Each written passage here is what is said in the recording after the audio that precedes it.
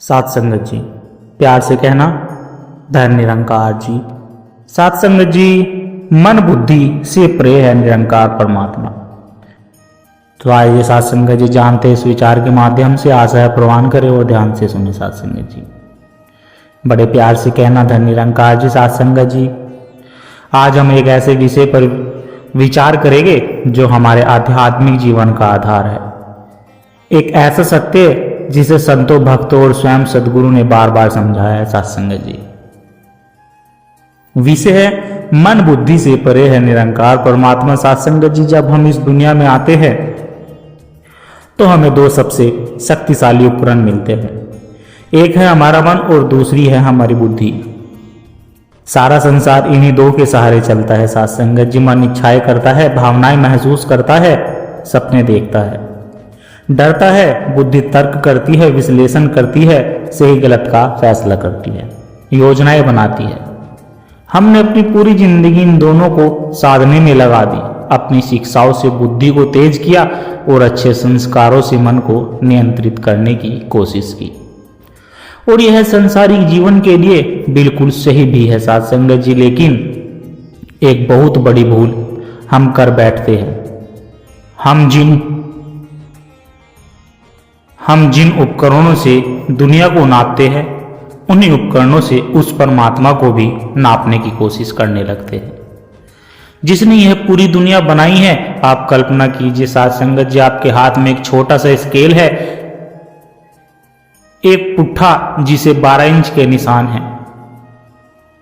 मैं आपसे कहूं कि इस स्केल से आप पूरे आकाश की लंबाई नाप दीजिए, क्या यह संभव है सात संगत जी? आप कहेंगे कि यह कैसी बात हुई, यह तो असंभव सी बात है। स्केल सीमित है, आकाश असीम है, सीमित से असीम को कैसे नापा जा सकता है? सात संगत जी, ठीक यही भूल हम करते हैं। हमारा मन और हमारी बुद्धि उसी 12 इंच के स्केल की तरह है। इनकी एक सीमा है। चलिए पहले मन की बात करते हैं। मन क्या है? सात संगत जी, विचारों का एक प्रवाह, यादों का एक संग्रह है, हमेशा कुछ ना कुछ सोचता रहता है। अगर आप परमात्मा को मन में खोजने निकलोगे तो मन क्या करेगा? वह परमात्मा की एक छवि बनाएगा, एक तस्वीर गढ़ेगा, शायद किसी देवी देवता की, शायद किसी प्रकाश की, शायद किसी आकार की। लेकिन सात संगत जी, हम तो कहते हैं कि एक तू ही निरंकार जिसका कोई आकार ही नहीं है। मन उसकी तस्वीर कैसे बना सकता है? मन जो भी बनाएगा वह मन की कल्पना होगी, निरंकार नहीं। मन आपको मंदिरों में ले जाएगा, मूर्तियों तक ले जाएगा, लेकिन उस निरंकार तक नहीं ले जा सकता जो हर कण में है और फिर भी किसी आकार में बंधा नहीं। मन की दौड़ जहां खत्म होती है सात संगत जी, परमात्मा का अनुभव वहां से शुरू होता है। अब आते हैं सात संगत जी बुद्धि पर। बुद्धि तर्क की भाषा समझाती है, लॉजिक की। वह हर चीज के लिए क्यों और कैसे पूछती है। परमात्मा कैसा हो सकता है? किसने बनाया? क्यों बनाया? और अगर वह है तो दिखता क्यों नहीं? सात संगत जी, बुद्धि एक बहुत तेज कंप्यूटर की तरह है। अब आप उसे चीनी के बारे में सारी जानकारी दे सकते हैं। उसका केमिकल फॉर्मूला, उसका इतिहास, वह कहां उगती है, कैसे बनती है, सब कुछ कंप्यूटर उस सारी जानकारी को प्रोसेस कर लेगा। लेकिन क्या वह कंप्यूटर कभी चीनी की मिठास का अनुभव कर सकता है? नहीं कर सकता। मिठास का अनुभव करने के लिए तो जीव चाहिए सात संगत जी, उसे चखना पड़ता है। ठीक इसी तरह बुद्धि परमात्मा के बारे में लिखे गए सारे ग्रंथ पढ़ सकती है, सारे शास्त्र कर सकती है, बड़े बड़े तर्क दे सकती है, लेकिन परमात्मा के आनंद का, उसके मौज का, उसके प्रेम का अनुभव नहीं कर सकती। क्योंकि सात संगत जी, अनुभव तर्क से परे है। प्रेम तर्क से नहीं होता, प्रेम तो बस हो जाता है। परमात्मा का अनुभव भी एक ऐसे ही घटित होना है जो बुद्धि के पार है सात संगत जी। आज हमने यह समझा कि हम दो सबसे शक्तिशाली उपकरण मन और बुद्धि, जब परमात्मा को जानने की बात आती है तो सीमित पड़ जाती है। वह उस दरवाजे तक तो ला सकता है, लेकिन दरवाजा खोलकर अंदर प्रवेश नहीं कर सकती।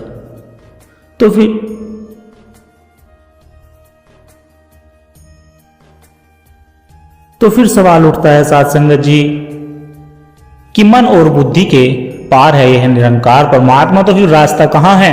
वह कौन सी कुंजी है जो इस दरवाजे को खोलती है? वह कौन सी शक्ति है हमारे भीतर जो हमें मन और बुद्धि के पार ले जाकर इस निरंकार से एक कर देती है? साथ संगत जी, संतों ने, सदगुरु ने हमें बताया है कि मन और बुद्धि के अलावा भी हमारे भीतर एक और आयाम है, एक और शक्ति है। आप उसे सुरती कह सकते हैं, चेतना कह सकते हैं, आत्मा या फिर अवेयरनेस कह सकते हैं। साथ संगत जी, यह चेतना सोचती नहीं, यह सिर्फ जानती है, यह देखती है, यह साक्षी है। जैसे साथ संगत जी आप अभी भी मुझे सुन रहे हैं, आपकी बुद्धि मेरे शब्दों का अर्थ निकाल रही है, आपका मन शायद सोच रहा है कि यह बात सही है या फिर नहीं, लेकिन इन दोनों के पीछे एक आप है जो बस यह देख रहा है कि मन सोच रहा है और बुद्धि समझ रही है। जो इस पूरे घटनाक्रम का साक्षी है वही है आपकी चेतना। यह चेतना सोई होती है, यह मन और बुद्धि के शोर में इतना दबी होती है कि हमें इसका पता ही नहीं चलता। साथ संगत जी, हम खुद को मन और बुद्धि ही मान बैठते हैं और यहीं पर साथ संगत जी सदगुरु की भूमिका आती है। सदगुरु क्या करते हैं? वह कोई नया विचार नहीं देते, कोई नई फिलोसफी नहीं पढ़ते, वह तो बस एक काम करते हैं, वह हमारी सोई हुई चेतना को जगा देते हैं।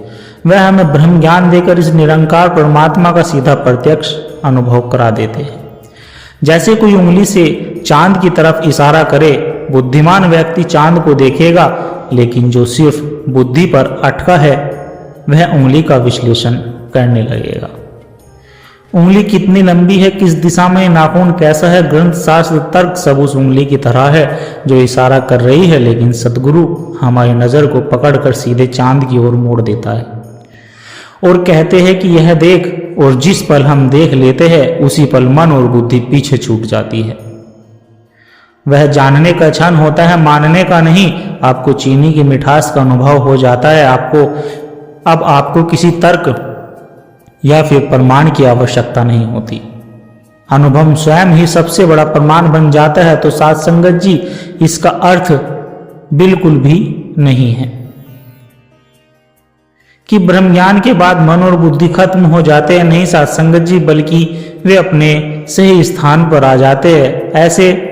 इसे ऐसे समझे जैसे एक कुशल ड्राइवर कार चलाता है, उसे पता है कि स्टीयरिंग, व्हील, ब्रेक, एक्सीलेटर कब और कहां कैसे इस्तेमाल करना है, लेकिन वह यह भी जानता है कि वह खुद कार नहीं है, वह कार चालक है। इसी तरह से ज्ञानी भक्त मन और बुद्धि रूपी गाड़ी को ब्रह्म ज्ञान मिलने के बाद संसार में कुशलता से चलाता है, लेकिन हमेशा यह याद रखता है कि वह तो इस निरंकार का अंश है, इसका साक्षी है। तो साथ संगत जी, परमात्मा मन और बुद्धि के परे है।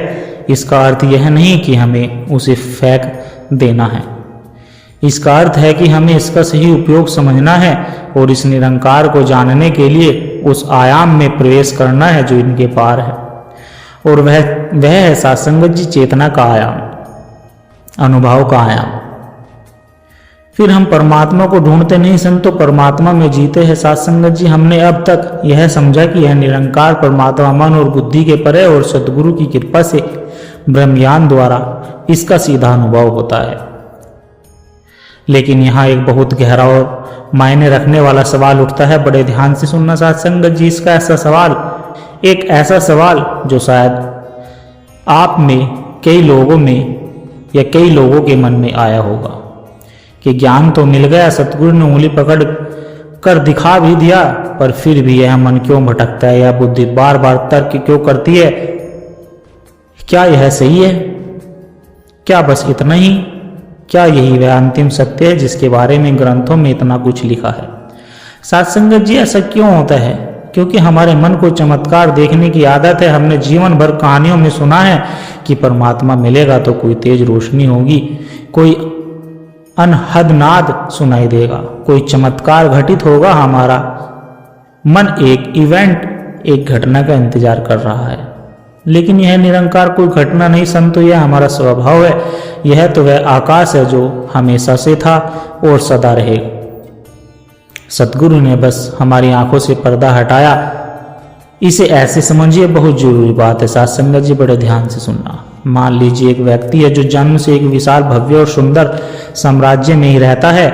वह उसी साम्राज्य की हवा में सांस लेता है, उसी का पानी पीता है, उसी की सड़कों पर चलता है, लेकिन उसे यह पता ही नहीं कि वह एक महान साम्राज्य के राज्य में है। वह इसे एक साधारण जगह समझता है। साथ संगत जी, एक दिन कोई ज्ञानी व्यक्ति आकर उसे बताता है कि अरे मित्र, तुम जिसे साधारण जगह समझ रहे हो वह स्वयं महान सम्राट का राज्य है। तुम हर पल उसी की छत्र छाया में हो। अब आप बताइए उस व्यक्ति के लिए क्या बदला? जगह नहीं बदली, हवा नहीं बदला, पानी नहीं बदला, बदला क्या? सिर्फ एक दृष्टि, एक समझ, एक एहसास। पहले वह अनजान में जी रहा था, अब वह जाग कर जी रहा है। अब उसे हर चीज में उस सम्राट की मौजूदगी का एहसास होगा। तो सत्संगत जी, ब्रह्म ज्ञान यही करता है।